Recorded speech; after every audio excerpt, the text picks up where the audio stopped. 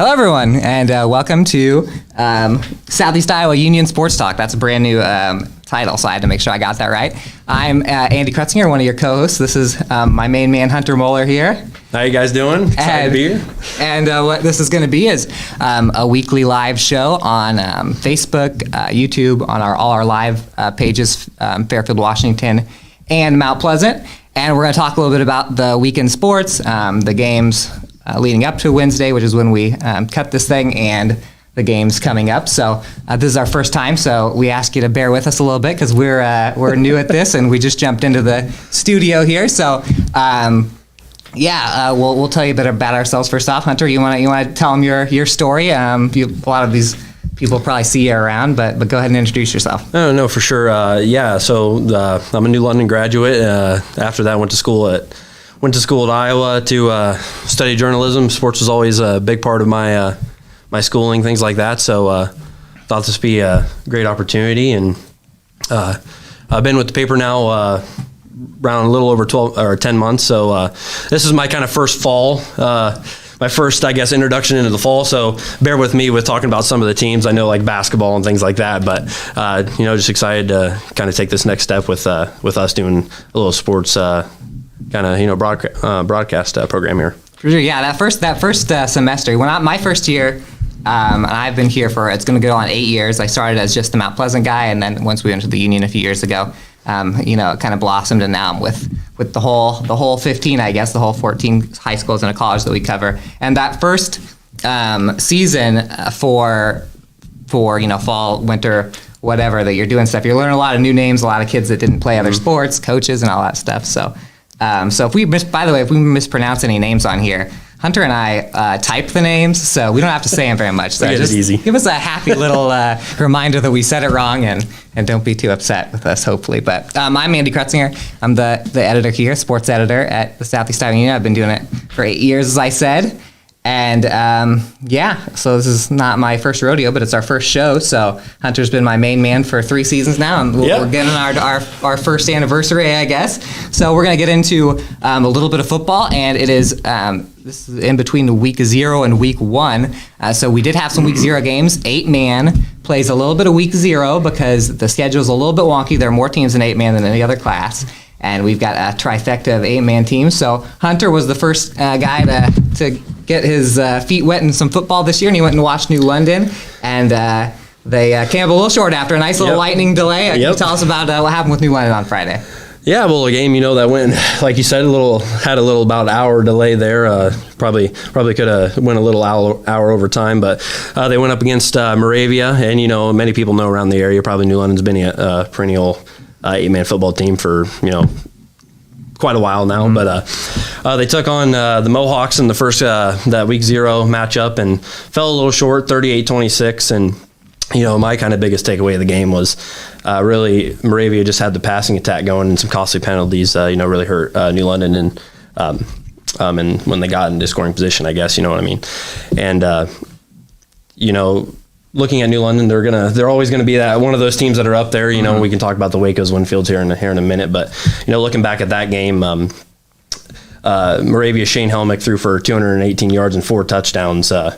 So that's a little tough for the New London defense there, but some other some standout player for New London, they're gonna bounce right back because it's New London, and not just saying that because I went to school there, but bias immediately 30 seconds into the show. Right. Got that. No. But Rian Seaberg had a nice little game on the ground. He came over from Mount Pleasant. He had 113 yards, 2 touchdowns. So he's going to be one of the main ball carriers for New London. Mm-hmm. Dom Lopez did well in the passing attack. He kind of showed he can use the arm, and he did it on the ground too. He threw for 92 yards, 2 touchdowns. Bowden Pickle is going to be another one of those guys that we're going to see a lot on the ground for New London, and just kind of looking I'm just looking to see how they bounce back. We're still waiting to get word. Obviously, they were supposed to play Callum Sweetland this week, but we kind of saw on their schedule they might be playing Clarksville, so we're still waiting for word on that one. But we were getting our stuff together, and I had to message someone from New London because I saw that they had the other game canceled. It looks like they might have picked somebody up. So I was going to say Rian Seaberg, he came up from Mount Pleasant. It would have been this last fall, but he couldn't play last fall, so this is going to be his first year with Tiger football, and he's already a state champion in track, so he's going to add a lot of speed to them. But I was able to take the long trip over to Martinsdale, lovely Martinsdale, to watch Winfield Mount Union and Waco played in the 8-man football showcase, is what it was called. And showed up, and the field wasn't at the school, so I drove around Martinsdale. So shout out to the people of Martinsdale for pointing me to the right direction. I did the old roll down the window and ask where the field is strategy. But New London, Winfield Mount Union, and Waco all have high expectations this year. I think they all have a lot of young talent that's coming back. Winfield Mount Union played against Audubon, which is the team that knocked Waco out of the quarterfinals last year, a dome team. And Winfield's got a lot of talent, and they went in there, and they were down by 2 at halftime. Second half, all Winfield Mount Union. They flexed their muscles. You know, they have some big kids over there, and it kind of seemed like one of those games where physically Winfield had the kids that had played a little bit. Audubon had a lot of new kids on the field. So Cam Buffington's a name that we'll hear a lot. Heard a lot of him last year in a lot of sports. He ran for 273 and 5 touchdowns, and he had a defensive touchdown, a pick six that started the scoring there in the first quarter, and an onside kick recovery touchdown, which at this point in the game, Winfield was up a couple of scores. They were scoring a lot on offense, so Audubon definitely needed to be onside kicking. And I was talking to one of the camera guys for KCRG, and Audubon dribbled a nice little onside kick about 8 yards, and I said, uh-oh, that looked pretty good. And about the time I said that, Cam sprinted in and scooped it up and ran it in about 30 yards for a touchdown, so that was kind of funny. So Abram Edwards played really well. So Winfield has revamped their offense this year. Last year, Cam Buffington, who's their best athlete, was the quarterback. And he would run around, throw it, whatever. He had some pretty crazy stats, but he's much more natural in the running back position. And I talked to him after the game, and he's moved to the running back position. Junior Cole Milks is the starting quarterback now for Winfield Mount Union. And so he's a little bit more of a downhill. They hand it to him, and he runs people over, and he likes that. So he did really well. Abram Edwards, who caught a lot of passes this year, they used him in the rushing game. He scored a couple of touchdowns, one on the ground and one through the air, and Cole Milks threw that to him. So, and Cooper Buffington had an interception. So both the Buffington boys had a pick there. So that was huge. The final score in that, by the way, was 68-36. So that's a 32-point win over a dome team right off the bat for Winfield Mount Union. That was pretty special. And on the big stage, and then right after that, old Waco got to follow their rivals, and they played Southeast Warren, a team that isn't in our Gazette poll. Waco's number 4 in our Gazette poll. Southeast Warren is in the Des Moines Register poll, though. And by the way, flashback to the Winfield Mount Union fans. I've been saying this a lot, but Winfield Mount Union is in the Register poll and not in our poll yet. Just, don't hold it against us right now. So I didn't get anything thrown at me that came out right before the game. So Winfield people are so nice; they didn't hold it against me. But Waco won 42-20. It was all Waco from start to finish. There was never too much of a doubt. They could run the ball really well with Simeon Reichenbach, and we knew that last year. But senior quarterback Isaac Oswald played almost perfectly. 8 for 9, 189 yards and 3 touchdowns. He had a lot of space because Southeast Warren had a 4-man front to stop the running game, but a lot of play action stuff worked. 8 for 9, that 9, by the way, that one incompletion was actually an interception at the end of the first half, and that was just kind of trying to make something happen in little seconds. So almost flawless there, and Simeon Reichenbach went for 87 yards and a touchdown on the ground. 41 yards and a touchdown on a little swing pass. So that's a big start for Winfield Mount Union and Waco, and they'll be 2 of the favorites in that district and 2 of the favorites to be going deep in the playoffs. And it's kind of exciting to have those 2 little rivals peaking at the same time. No, for sure. And, I've never got I wasn't kind of around here. I was still going to school, and, I hear word of Cam Buffington, the Winfield Mount Unions and the Wacos of the area. And, I'm excited this season to first, get a first look at these guys and see what they're all about. Hearing all the noise coming from those 2 schools, and obviously it's exciting for the area and exciting for us to get to go cover those 2 teams and just everybody in general. But glad to see 2 area teams making some noise in the state rankings. Yeah, for sure. And that's we'll just go through this this Friday. We'll get 8-man out of the way here because we already talked about it. But Winfield Mount Union will try and get a little revenge for the Union Sports area because they're going to Moravia to try and get a little vengeance for what how they beat New London on Friday. And Waco is playing against Springville, which has been a pretty good 8-man program the last few years. So Waco certainly doesn't have it's a pretty tough area, honestly, for our 8-player teams. And then I haven't got confirmation on this, but it looks like New London, it will be in action as well. Looks like they picked up a substitute game there. So, but we have a full slate of games here on Friday. As far as our big schools, it's rivalry week for the Fairfield Trojans and Mount Pleasant Panthers, and one of us will for sure be at that. That's at Fairfield on Friday night. So looking back on this little rivalry, Mount Pleasant had won four times in a row against Fairfield going into last season. Last season, there was a game in Mount Pleasant. Fairfield took that by 9 points, and it was an emotional win for the upperclassmen to beat a chief rival like that on Mount Pleasant's field. So the hype for Fairfield is really high with old Max Wheaton and Tate Allen and them coming back. So they've got a lot of kids coming back, but Mount Pleasant has a lot of talent coming back as well. Peyton Higgins was their breakout star last year, and I got to see him at Meet the Trojans and Meet the Players nights, and a lot of those big names from last year were showing out. I think I walked onto Maple Leaf Field and saw Peyton Higgins score like a 70-yard touchdown in that little scrimmage. So some exciting ones this week, and then we got Washington and Burlington, right? Yep, and that's going to be going. Obviously, Washington lost a large part of their receiving core, and they're looking for some revenge. Last year, Burlington got the better of them 39-18, and I feel like Burlington's always and Washington's always kind of all the teams between the Southeast Conference are a good rivalry there, but Washington's, it's going to be a little bit different this year without that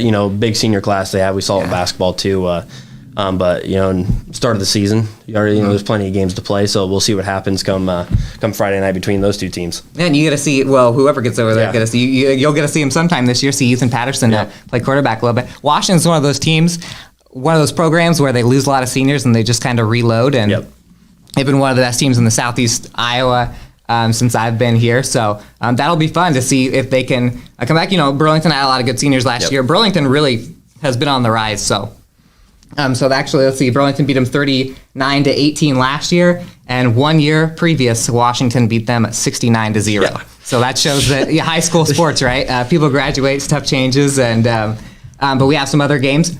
Speaking of rivalries, we have a matchup between Cardinal and Pekin this year, which I think is probably one of the most fierce rivalries, right, of our area. Yeah. When Cardinal and Pekin go against each other, they just they clash, and so. Cardinal had a really good team last year. They jumped in and out of the rankings a little bit last year. I believe they were knocked out by Sigourney Kyoto last year. We will talk about it a little later. But Pekin was down last year, but they were down and they have a lot more coming back. Cardinal was up and they lost a lot of seniors. So that means it's anybody's ball game, I guess. You never know what's going to happen. So that's a cool rivalry. And what else do we got, Hunter? We got Highland, East Buchanan. Highland's an interesting team to kind of look at. I'm not sure kind of really what to expect of them. Obviously, they had that big senior class, and they probably from top to bottom, they're probably the team that I would almost say loses the most, just because they had Connor Grindstead at quarterback, and he did a lot. He led them in rushing and passing, I believe. And I believe a big part of their offensive line was senior led, just all around that roster. That's going to be interesting to see. They'll take on East Buchanan. I'm not really familiar with East Buchanan. I don't know about you. I haven't seen a lot of East Buchanan games the last couple of years in your free time. Right, but that's just another team to kind of look out for. And if you want to just kind of jump around here, I guess let's jump over up kind of northwest. There we have Sigourney Kyoto. Obviously, they were a perennial team in the area. 2 years ago? Even last year. Made it to the Dome. I believe last year they lost. They went undefeated, lost the last game to go to state. Dyke New Hartford got them up there. So I think they fell victim to the when there's two undefeated teams, it's an alphabetical order, I believe. I think they fell victim to alphabetical order, had to go all the way up to Dyke New Hartford and lost that. And they lose a lot of seniors. Oh, yeah. But just like Washington, Sigourney Kyoto is one of those teams. They run that single wing and they reload every year, but they lost a lot of talent. So we'll see. They're out of the preseason rankings, which I don't know, the last week, that they were not in the Class 1A rankings ever since they kind of made their rise, and they're playing against Durant. I'll quickly go through the other ones. Mid-Prairie is at West Burlington. Columbus is at L&M. Louisa Muscatine, for anyone who doesn't know Southeast Iowa school nicknames, and Van Buren County at Central Lee. So it is a busy week in football. But that's not all we have on our plates, Hunter, because volleyball has officially tipped off, I guess. You say tipped off for volleyball? Yeah, I don't know, that works. and you were in beautiful Wayland, Iowa on Monday for the Waco tournament. What'd you see there? I was, yeah. So we had 4 of our teams there. We had Waco obviously hosting their home tournament, and then we had Columbus there and Pekin and Van Buren. And I'll just kind of run through, how it went. Waco came out on top, swept all their competition, came out of a 3-0 record. They ended up not playing a championship round. I'm not really sure why not, but never found that out. But Van Buren went 2-1. Columbus went 1-2, and Pekin went 0-3. So kind of a struggle there for the Panthers. But I was watching their games, and they have a lot of talent. They were all close matchups. So it's just exciting to get back into the swing of things and see how things are going and things are going to turn out this volleyball season. Hunter, I have breaking news. We've made our first mistake on Southeast Iowa Union Sports Talk. And I caught this before it was just written on the board over there, but we need to throw the commercial before we talk a little volleyball. So we're going to go to a quick 30-second, and we'll be back in 30.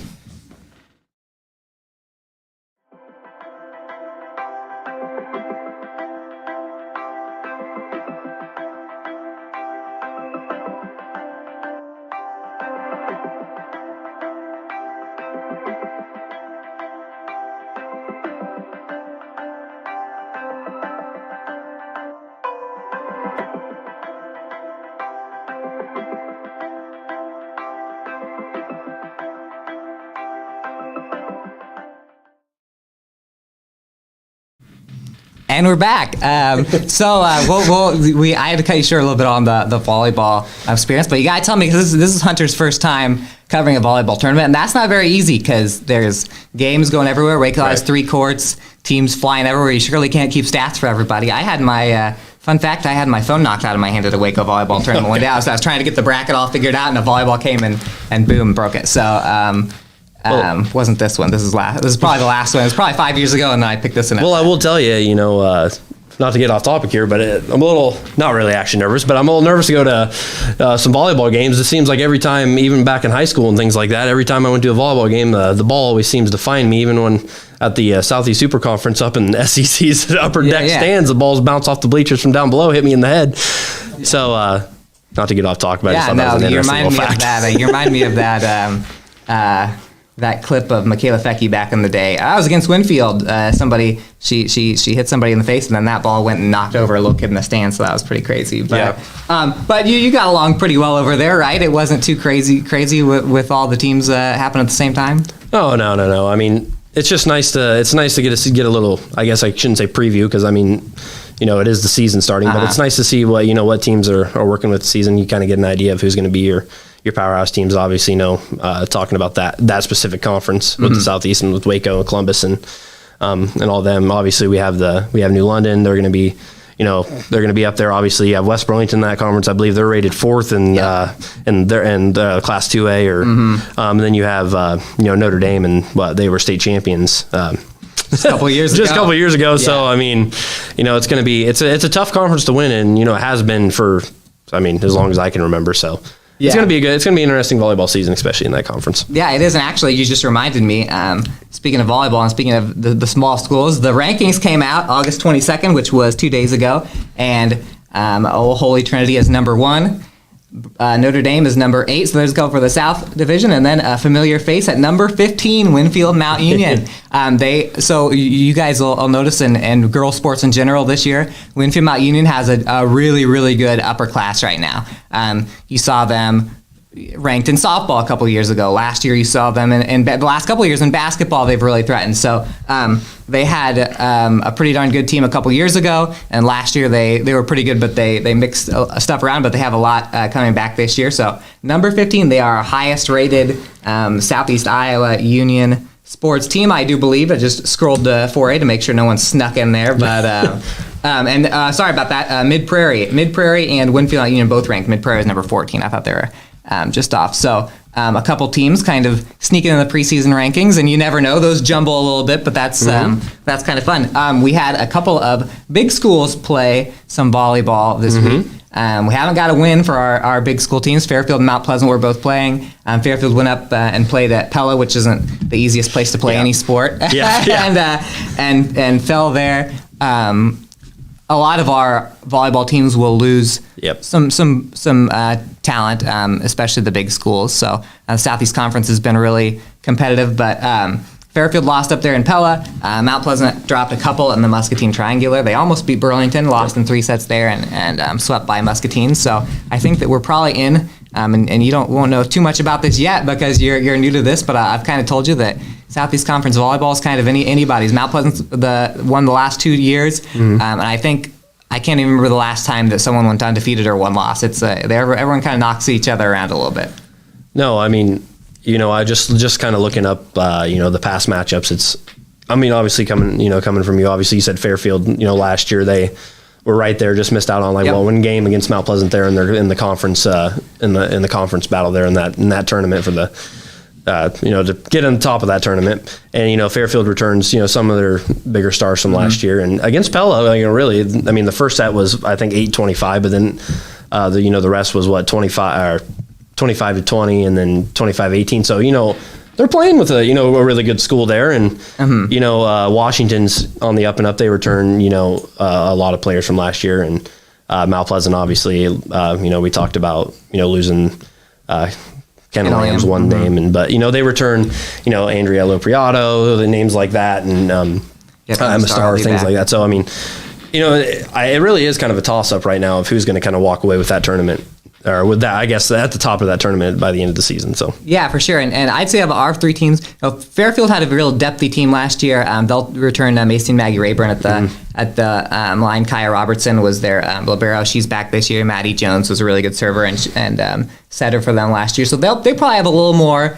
They might be a little nose ahead. Last year, Fairfield and Mount Pleasant played a lot of close games. Mount Pleasant actually won the SEC tournament. It's a round robin, and then Fairfield beat them in the last game of the SEC tournament, and that was the last game, and so the Mount Pleasant girls didn't take. There was no conference champion because they're on a low. They lost their rivals there, and Washington really has been rising the last couple of years. They competed with every single team last year, and they won a couple. So, but we'll move on to the old cross country.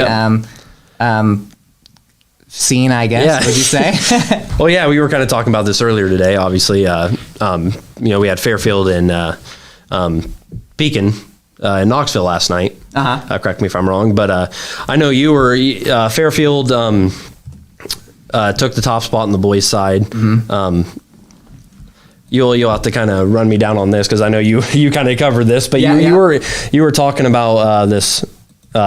Well, I'll let you do the score. Who finished top place? But you were high and mighty on this young Fairfield star, finishing 2 minutes ahead of everybody else or something like that. Can you explain that? Yeah, for sure. So Pekin Girls has been one of our better cross country teams for the last couple of years. I'm going to botch Lauren Stiegleiter's name, but I'm going to say it Stiegleiter right there. She's coming back this year. She's their leading returner. But Chloe Glosser ran 21 minutes 3 seconds. 3.62 seconds. That was first by over about a minute and a half there.